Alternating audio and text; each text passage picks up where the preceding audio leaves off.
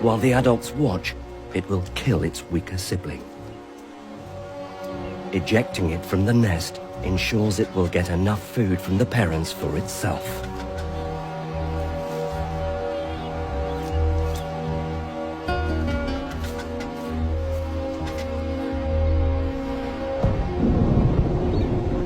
Once a chick has removed its sibling, the parents dutifully take care of the lone survivor.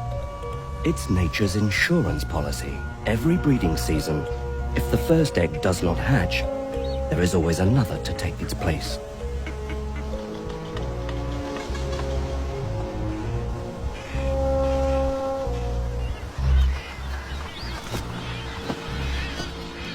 And soon finds what he's looking for.